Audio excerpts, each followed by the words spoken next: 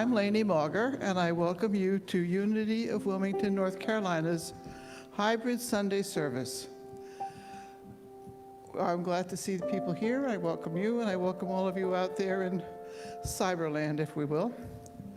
We are here because we are all beloved creations and messengers of God. We are here all for a holy purpose, and we are here at the right time, at the right place. And without that, thank you.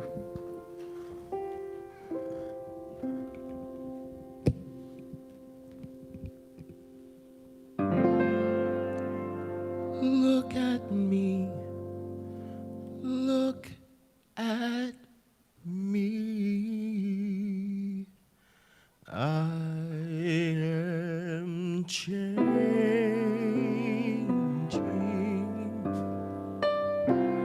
trying every way I can. I am changing. I'll be better than I am, but I need a friend to help me start over again. But I need you, I need you, I need a hand. I am changing, seeing everything so clear. I am changing, and it's gonna start right now, right here. But I need a friend to help me start all over again. But I need you, I need a hand. All of my life, I've been a fool who said I can do it all alone. How many good friends have I already lost? How many dark nights have I known? Walking down that wrong road, there was nothing I could find. All those years of darkness could make a person blind. But now I can see I am changing, trying every way I can. I am changing. I'll be better than I am, but I need a friend to help me start all over again. Oh, that would be just fine. I know it's gonna work out this time, 'cause this time I am. This time I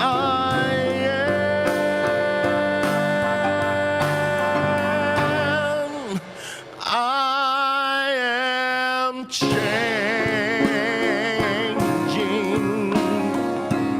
I got my life together now.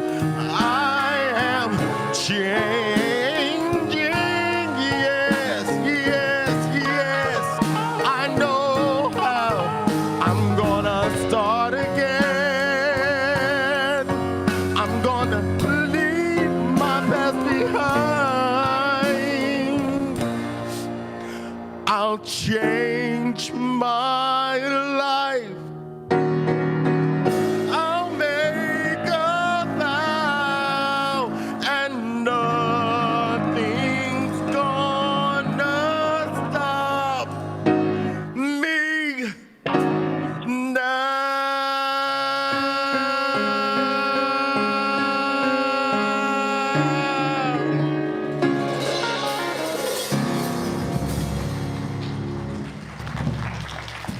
Tara Williams, Katie Dees, John Hill on the drums, and Justin Lacey Thank you for being with us online and in person. What a joy to be with you today or whenever it is that you're watching. But in this moment, it's today, and what a joy to be with you. How many of you feel like that you're changing in this world? You willing to raise your hand? And you guys online, feel free to put it in the chat or even raise your hand on chat if you can do that. How are you changing? And what are you drawing from within you to allow you to do that change?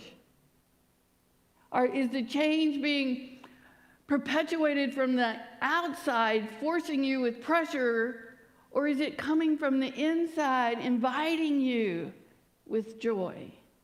There's two very different ways. There's many, many, many ways to change. But how is it occurring for you?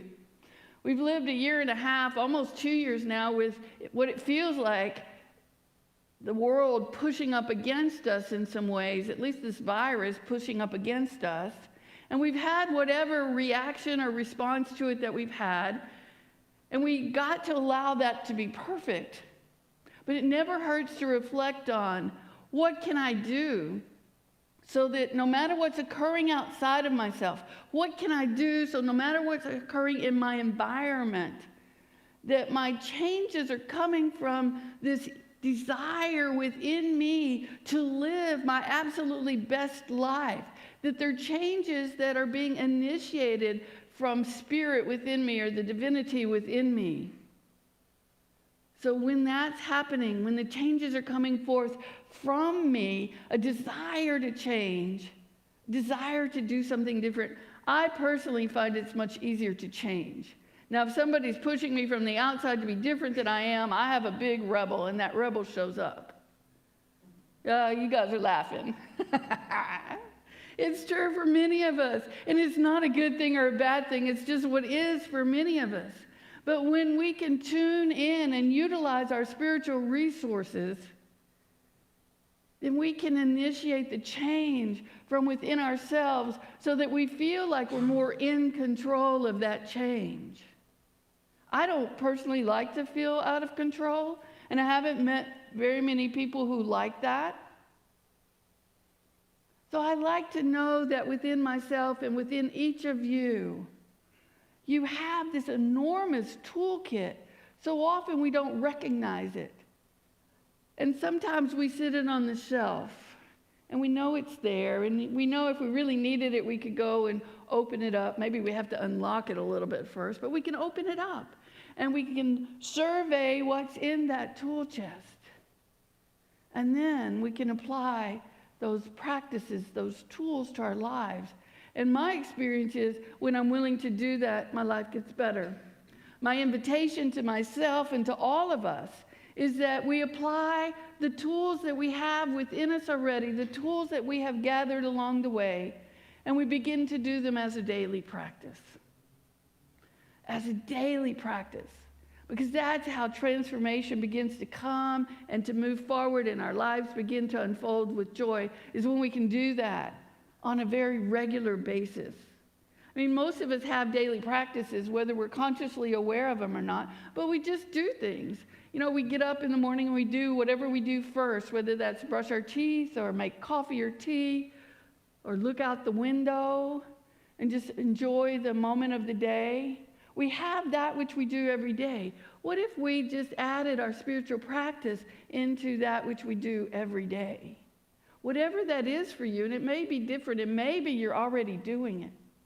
And if you're already doing it, celebrate yourself. And if you're already doing it and you're willing, put it in the chat. What are some of the ways that you guys engage in a spiritual practice daily? Just call it out. Meditation. Yoga. Reading. What else? Silent unity. That's one of my favorites. I like to call them regularly. Daily word. Yes.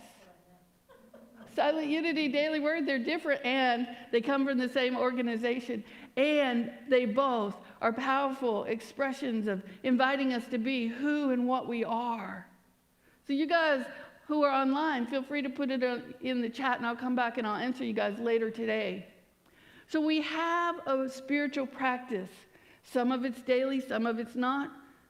But I'm calling us to do it daily. Even if it's for 5 minutes a day, it can make a difference in our lives.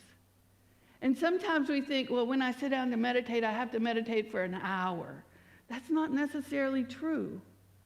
Research shows that 10 minutes of heart meditation, heart math type meditation, where we're focusing our attention and our intention on our heart, 10 minutes a day is all it takes. And sometimes it takes me 30 minutes to do my 10 minutes. 30 minutes of prepping to sit down and get myself to sit down and do my 10 minutes. And now I do far more than 10 minutes because I found I needed more time than that in order to stay centered and balanced in my life, which was my goal in life. I want to get up every day and feel joy. I want to get up every day and look forward to the day. And so when I'm doing my spiritual practice daily, regularly, I find that that's the case. And when things happen outside of me, I try to do it more frequently than otherwise so that I can stay centered and balanced, so that I can love myself as deeply and as much as I can. Charles Fillmore, the co-founder of Unity, says that we are all on a spiritual journey, whether we're cognitively aware of that journey or not. We're actually on that journey. I backed into my journey. I've told that story many times. But I was sort of like doing some things, and I began listening to Louise Hay and Wayne Dyer and Deepak Chopra. And one day I went to a Unity church. I hadn't been to church in a long time. But I was drawn to that church because I'd seen the minister on TV. And there was something about it that was different. There was a positivity about it that I had not experienced before. And that's not to say anything about the other churches that I had been to, but there was something that was calling to my heart. Something that was calling to my heart, but my heart had already been seeking something bigger than I had been experiencing. I had begun meditation. I had begun using Holosync. I remember the moment that I clicked the button to buy the program. Sitting in a dark room, not because it was a bad time in my life, but because I kind of like dark rooms late at night, and I didn't want to disturb my family. So I'm sitting in this dark room, and I'd been reading about this meditation process. I had been listening to snippets of samples of it, MP3 samples on the internet. And I had been longing for something deeper and fuller, an expression of more joy in my life, an expression of more sense of having a presence in the world. And I'd been looking to make a greater difference in the world. And this is what came to me. It came to me the Holosync meditation came to me in a newsletter that some teachers that I enjoyed following, whose books I'd read, who I was fascinated with. I got this newsletter, and they were talking about the benefits of it. And I was like thinking, I want those benefits. And so that was a spiritual resource for me, the newsletter. And then I took action on that spiritual resource, and I ordered the meditation. And it came, and you have to use headphones with it. So I put my headphones on, and I listened, and I was sort of jittery. I was having a hard time sitting still because it was an hour, and I had decided I was going to do this. So I made myself, wiggle and keep moving and be calm as much as I could, but also to stay. And I just gave myself permission to have whatever experience I was having in that period of time. And eventually, as I continued to do it, because I had made myself a commitment, I made an agreement with myself that this is what I was going to do, and I was committed to it, that even when it was difficult, I stayed the course. And there became that day it wasn't difficult. And then there was another day it wasn't difficult, and another day that it wasn't difficult. And slowly I unfolded the experience, and I trained my mind and my body, because we all have thoughts that run around in our heads a lot. But I trained myself to ignore those thoughts of, I've got 6 million things to do, and this is taking way too much time. And I stayed with the process. And I'm grateful that I did.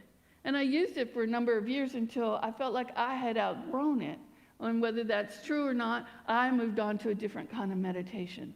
I moved on to a different spiritual practice. So it's not uncommon to utilize our spiritual resources and then to find another one that works more effectively for us in this time. And we can go back or not. The beauty is we get to choose and we get to decide. And as we do that, we can find what works best for us.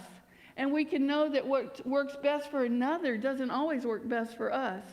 And I believe that's because we are unique, individualized expressions of God. And as we do that, as we allow our uniqueness to shine forth, and as we celebrate that uniqueness in ourselves and each other, then we can be on this spiritual journey and utilize our resources more effectively. One of our greatest resources is knowing who and what we are. Knowing that we are created in the image of and as the likeness of God. Knowing that God loves us with an everlasting love, according to Jeremiah, who is a prophet in the Hebrew Scriptures. Knowing that we're loved with an everlasting love. The Bible also teaches that God is love. And because God is love, we are also loved. That's our nature, to love. And so anytime we're out of that nature, anytime we're out of alignment with being love, we're going to have some discomfort. And what a great place to tune in and to apply our spiritual resources. Unity minister of many years ago, his name is Frank Giudice, says, all problems, all challenges, or whatever we may choose to call them, whatever it is, our name for them is, stem from this one basic problem, the inability to love ourselves totally and unconditionally. So everything that goes on in our lives comes from that inability to love ourselves totally and unconditionally. I wish I could stand up here and say to you, I love myself totally and unconditionally, but the truth is I don't. There's parts of myself that I don't love. There's parts of myself that I'm challenged by. There's parts of myself that I still struggle with, and I think there's something wrong with. And if I could only be, fill in that blank for yourself, then everything would be okay. I haven't met anybody yet, and I'm looking forward to it, because it could happen. But I haven't met anybody yet who loves themselves unconditionally, completely, and totally. Sometimes people will say, oh yeah, I love myself unconditionally. But as I listen to them, as I hear their words, as I see their actions, it's clear that they don't. And I know that sounds like a judgment, but I try to see it as an observation. Oh, look, isn't that interesting? And then my other phrase is, my, aren't we magnificent individuals? Because our words and our actions cannot match each other at times. And other times our words and our actions are full out in alignment. And when our words and our actions are not matching, it's usually when we're playing with an idea, or we have a thought, we have a concept in our mind, but we haven't fully embodied it. So we're not fully living it. So take a moment and think. If I were, and ask yourself this question, and I'll ask myself this question, and you guys ask yourself this question online. If I were unconditionally and full out loving myself, how different would my life be?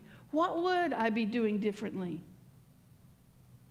If I were truly loving myself unconditionally and completely, what would I be doing differently in life? What a great reflection question. Something to float in meditation. Something to simply think about. We are created as love. God is love. We are created in the image and likeness of God. We are created in the image and likeness of love. So what happens in our lives that we don't express that? We are the expressions, the beloved expressions of God. We are the point where the infinite is pressing out from us, as us. We're it. We're that place in the world where God is showing up, making a difference in other people's lives. So what do we need to do to just open ourselves up, open our hearts up to fully embrace who we already are in perfection, in wholeness? And I define perfection differently than other people do. My definition of perfection is that I'm fully present in the moment. I'm fully present. So when I'm fully present in this moment and I'm interacting with you, when I'm standing face to face, toe to toe, eye to eye, or 6 feet distance, however we do it, I'm present with you. So I can't be thinking, oh, I don't like your top, because I'm fully present with you. I can't be thinking, oh, what a jerk, because I'm fully present with you. When I'm fully present in the moment with you. And that's a practice. It's a practice that comes out of spiritual resources, comes out of our practice of knowing who we are, knowing that we are divine. When I'm fully present with you, that moment is you and me. And it's you and me and whoever else is available. But we must make ourselves available to be present. And we have the tools within us to do it. Rumi says, our task is not to seek for love, that we are love. So why would we be seeking it outside of ourselves? We already it. But not to seek for love, but simply to seek and find the barriers within ourselves that we have built against being love. And oftentimes those barriers come from the beginning point of somebody telling us who we are or who we should be. And typically those come from their own filters. Remember, Eric Butterworth says, we don't see the world as it is, we see the world as we are. So if I'm seeing you in a particular way, I'm actually telling you more about me than I'm telling you about you. If I see you as love, I'm telling you that I have a capacity within me to love. But if I'm seeing you as broken somehow, then what I'm also telling you is I have a capacity within me that I see, that I perceive as broken. It sounds simple, but think about it.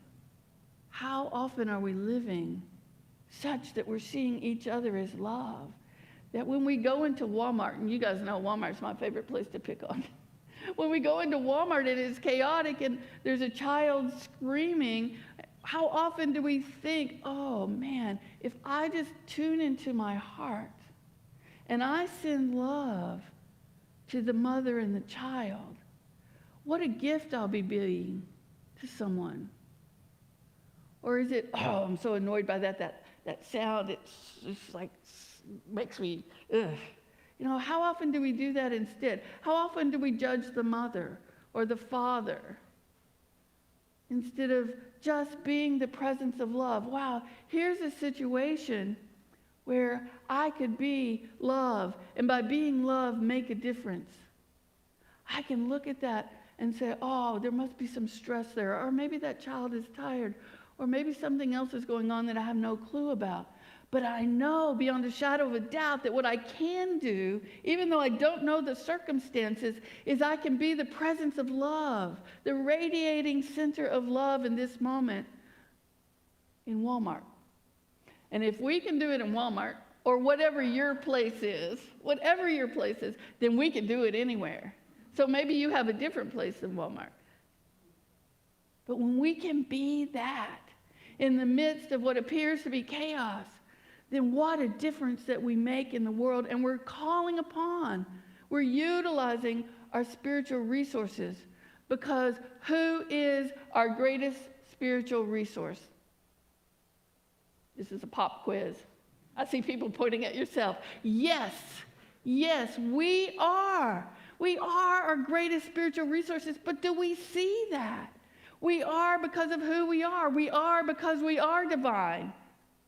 We are our greatest spiritual resource because we have everything within us right here, right now, to have a world that is full of love. And we are the bringers of that love. So I believe, just like Rumi says, our task is to look for the obstacles. What has someone said to me that I have chosen to hear their words is greater than my words, and I think less of myself? What have I done that as I look back on it and I feel guilt or I feel shame, that I have seen myself as broken? And am I willing to forgive myself for actions that probably came out of not being present? Simple. Not being present to the moment. Am I willing to take on the idea and then do the idea, live the idea of a daily practice that involves loving myself? Because when we love ourselves, it's easier to be loved for another. Think about it this way. If I say to you, I'm going to give you $5, and I reach into my pocket and, there's no $5. Can I give it to you? No, I cannot. Love is just less tangible than that obvious $5 bill. If I say, I'm going to love you, but I'm criticizing, I'm judging, is that love? No. Love does need boundaries, because love and wisdom must go together, according to the co-founder of Unity, Charles Fillmore. We must use our wisdom, but we have to have it within ourselves, for ourselves, first and foremost, in order to give it to another. We cannot give something we don't have. I cannot give you $5 because I don't have $5 in my pocket at this moment. But when I get that $5, when I begin to practice carrying around that $5, and I say to you, hey, I'm going to give you $5, and if it's in my pocket, I can reach out and give it to you. And then you can actually take that which is tangible. With love, it's kind of the same way. What are the actions that when someone does toward you, you feel loved? You feel like, wow, they care about me. Think about that. And then think about the other person. How do they like to be loved? Because sometimes we tend to love others in the way we like to be loved. But we're all unique, individualized expressions of the divine, so we may have a different way of wanting, desiring to be loved. So think about the other person that you love. What's their favorite way? And if you don't know, it's simple enough to say, hey, what would be your favorite way today to be loved? What could I do for you or about you or around you that would help you to feel loved? And if you know that, call it out. What are some ways that you feel loved by other people? And you guys put it in the chat. What are some ways that you feel loved, that when somebody does something for you, that you know beyond a shadow of a doubt that you are loved? What are some of those things? A smile. Say it again. Hugs. What else? Say that again. Okay, I'm close, but I don't quite have it. Calling you on the phone. Yes, calling you on the phone, connecting in some way that you enjoy. Like I would be more likely to text, but some people are more likely to want the phone call. My grandmother was like that. And she didn't want to stay on long.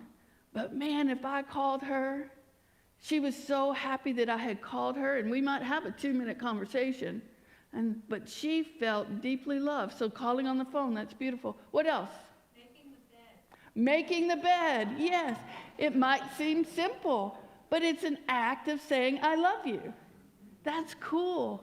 And share these with each other. Share these with your friends so that you can feel greater degrees of love when you're with your friends. And tell them what you like so they can show you. Because when I care deeply about somebody, when I love somebody, I want to know what makes you feel loved. And I want to do those things. And sometimes I'm going to forget and I'm going to ask for grace. But I want to do those things because this helps us. It helps us to communicate clearly and effectively the love that we already feel in our hearts, but sometimes don't know how to say. Years and years ago, I don't know whose book I had read. I think it was Deepak Chopra. And he had said, as you move through your world, tell people out loud that you love them. And if you're in a crowd, and I was living in New York City at the time, if you're in a crowd, as you pass by, tell people in your mind, I love you, I love you, I love you. Well, in New York City, it was like, became a mantra for me because there were so many people at the times that I traversed the subways going to work or coming back from work. It really became a mantra. And sometimes I felt tired, and then I would seek for the barrier within me. What is it about this that's tiring me? And I realized at that point that I was trying to give away more love to other people than I was actually giving to myself. And so I needed to begin a practice that showed me that I felt loved by myself, that I had that degree of self-love. Now, how do we know when we're beginning to change, to transform, to open our hearts, to surrender to the love? And by surrender, I mean to simply open up to the love that's present already with us. Our desire to know the I am, you can put whatever name for God you want there. The desire to know the God within, the desire to know the I am within. There'll be a longing, a yearning, a desire to know more. So that's when we might pick up the book and read, or we might sit in meditation and experience. Because we have to move from the head knowledge to the heart knowledge to the experience of. That yearning for greater wisdom and understanding, the aspiration to serve Spirit, to be giving, to engage in things that help greater humanity, to look past our own humanness and know that when we are loving ourselves, we are also loving others because of our oneness with God and each other. That oneness and the focus on being love in the world. Can I be love in the midst of chaos? Can I be love in the midst of calm? Can I be love no matter what's going on? Can I be love when I'm angry? Can I be love when I'm scared? Can I be love when I'm in the midst of grieving over someone? Because the person who's within me, that fullness of our own identity, is calling out for that in all of those moments. The opposite of love is not fear. It's actually feeling separate. And when we're scared, when we're angry, when we're hurt, we feel separate from. Whether it's feeling like somebody has separated themselves from us, or we feel separate from, for whatever reason. That's the opposite of love. Because when we are standing in our consciousness of love, vividly aware of it, then we don't feel the separation. Think about when you first fell in love, what that was like. And can you have that same experience today, whether it's been 5 minutes or 50 years or more of loving that same person? Can you open your heart to yourself, who you're with day in and day out, and be love toward yourself so that it assists you in opening your heart to another person, whether you've just met them or you've lived with them for the majority of your life? Can you open your heart to your families? Sometimes family's the hardest part, because so often when we get with family, we go back to old patterns and old habits. And no matter how strong those patterns and habits are in our current time, we get in our family and boom, somebody else sees us as this little kid, and we go right back to little kid kind behaviors. So can we strengthen our ability to love so much that we carry it with us in the same frequency, day in and day out? And then transformation, the deep knowing that we are love, and the desire to express that love in the world. Do you know? Have you experienced beyond a shadow of a doubt that you are love, that you are loved, and that as you move through the world, whatever your experience in the moment is what you're irradiating as your vibration? And are you willing to set the intention and bring your attention to your heart space? That visible center of this invisible energy we call love. And I'm talking about the frequency kind of love, not the emotion kind of love. The frequency of love that God is. I have loved you with an everlasting love. And I will continue to love you with everlasting love. That's what the prophet Jeremiah spoke of as God. I have loved you with an everlasting love. Sometimes our human minds have a hard time embracing that we are loved that deeply. And then we build the obstacles because we're in what I call an upper limit of, oh, I can't be loved that much. Have you ever had an individual love you so much it felt like, ooh, that's too much love? Have you ever had that experience? Yeah, many people have. And so when we can just begin to notice and reflect, oh, that feels like too much love. Maybe, there's the beginning. Maybe I'm not worth it. Hear the thought? Oh, but when we can catch that thought and go, but wait a minute. I'm divine. God is love. Therefore, I am worth it. We can walk it through. I am divine. God is love. Therefore, I am love. So all I have to do is open my heart and my mind, be willing to receive that love, and notice what happens. We have many spiritual resources in Unity. Prayer, we talk about that regularly here.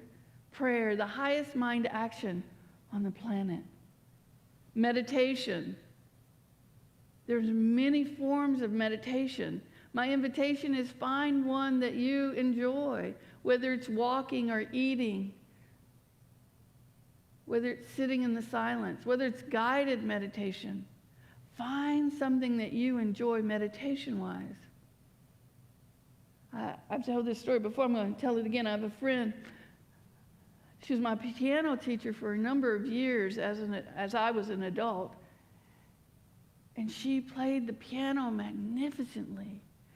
And between lessons, I could hear her playing. She worked in a place where I also worked.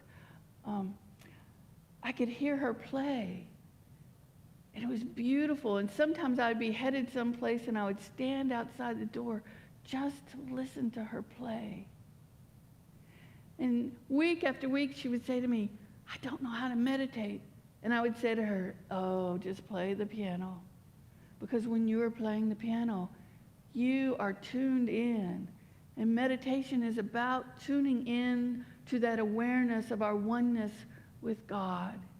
Tuning in and receiving, expanding that consciousness that's already within us. And when she played the piano, while she was so tuned in to playing it that she didn't realize that she was meditating, I would watch people walk past the door, and there were louvered doors so we could hear, and stop and listen. So her deep connection called forth other people to stop and listen as she played that piano. And she never saw it as meditation. But others around her felt it as her meditation, felt it as her experience of her oneness with God. Are you willing to be the person doing the things that you love to do so that when people get in your energy, they feel it? They feel the presence of God. They feel the radiant light that you are. Are you willing to do what it takes? And make it fun. It doesn't have to be, oh my gosh, this is so hard. But make it fun. Let it be your unique expression of life, that life force energy that is flowing through each of us. Denials and affirmations. Fear has no power over me. That's the denial. It's not like psychological denial that says fear doesn't ever exist. We are human. So we have within us a built-in mechanism for fear, but we don't have to let it control us. We can see it as, oh, I'm feeling separate from the one who made me. I deny that it has any power over me. And I like to move forward and put it behind me, much like Jesus said when he was tempted by the Satan, as the Bible talks about. Get thee behind me was the phrase that Jesus used if you follow the King James Version. So the denial can simply move behind us.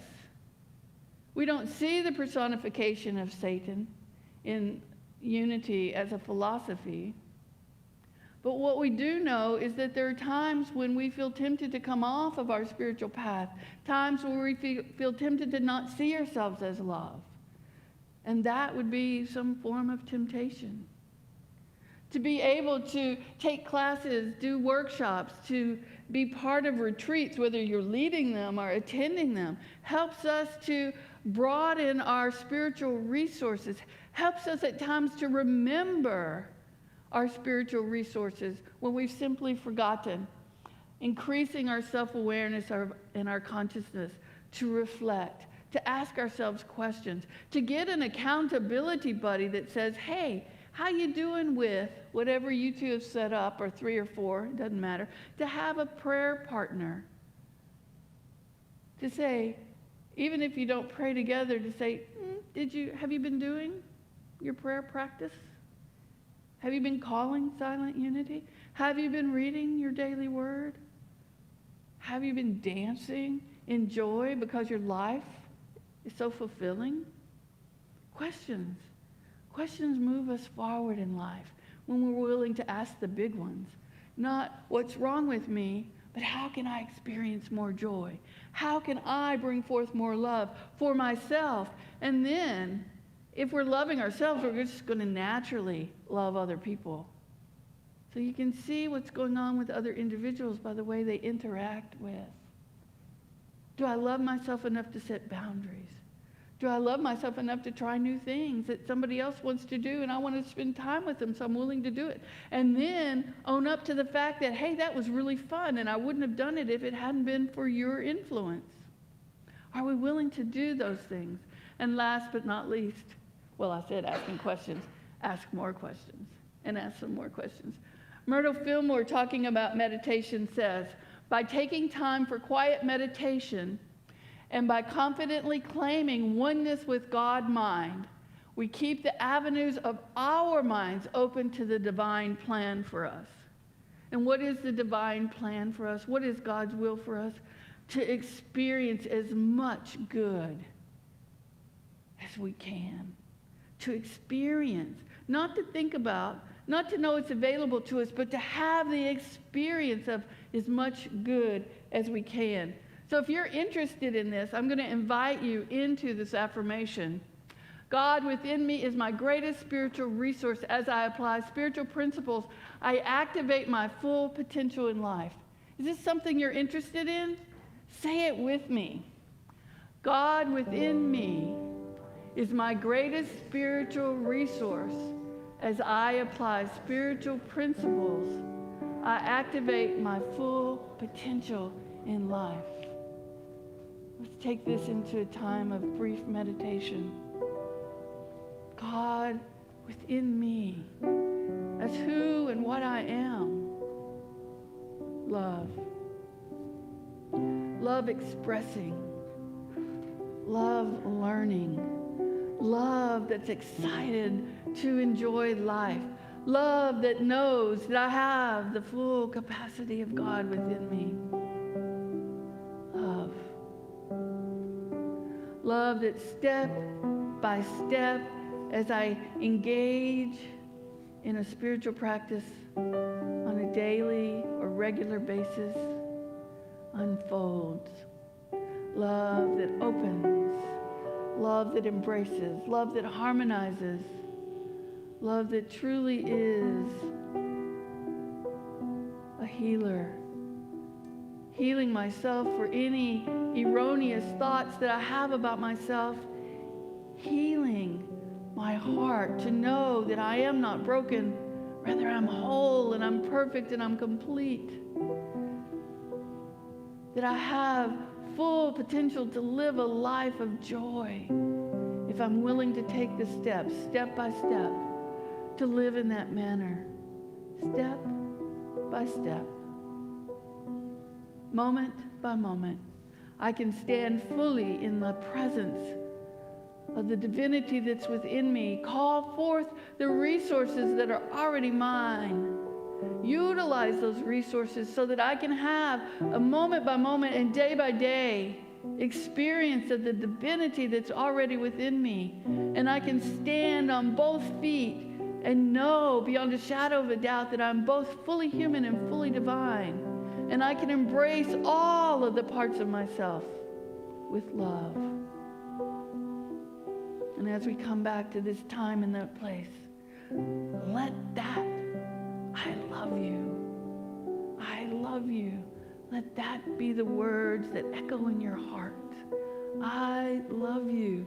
Saying them first to yourself and sending that energy of love out to others on the vibration of that frequency of love, step by step, moment by moment.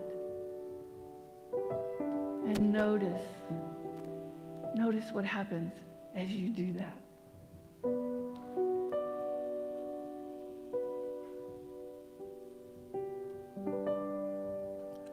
Well, there's a bridge and there's a river that I still must cross as I'm going on my journey. Oh, I might get lost, and there's a road I have to follow, a place I have to go. Well, no one told me just how to get there, but when I get there I know, 'cause I'm taking it step by step, bit by bit, stone by stone, yeah, brick by brick. Come down, step by step, day by day, mile by mile.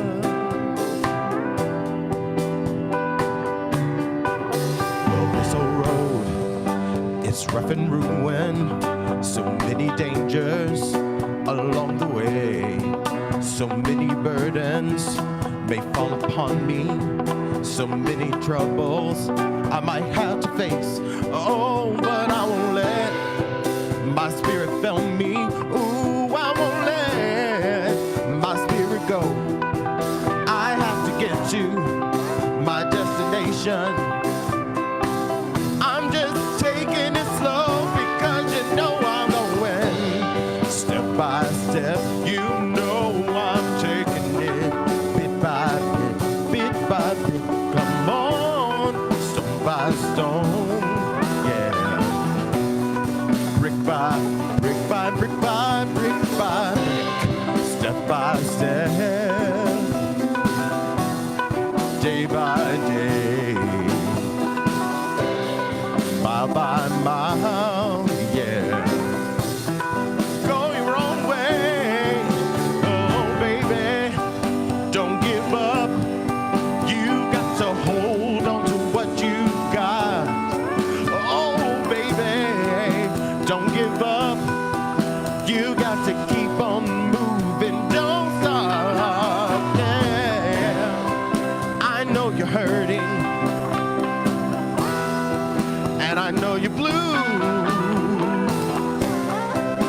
I know you're hurting, but don't let the bad things get to you, 'cause I'm taking it love, step by step. You know I'm taking it bit by bit, bit by bit. Come on, stone by stone, yeah.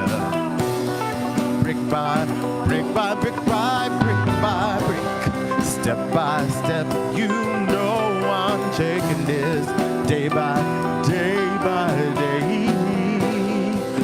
mile by mile.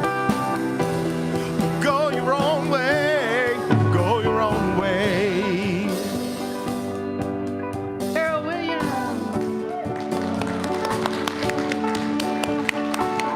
And the band. As all this has resonated with us all as we share these words and use our resources, we invite you to share with us. Press the donate button on your screen, put a check in the back basket, use Vimo, or send a check to Unity of Wilmington, 717 Orchard Street, Wilmington, North Carolina. Thank you for your presence with us today. Are you willing? Are you willing to be the presence of love that you are as you move through this week? My invitation is do it, to ask yourself some questions and to live out your full potential, to love as deeply and as fully as you can, and know beyond the shadow of a doubt that you make a difference in this world by being yourself.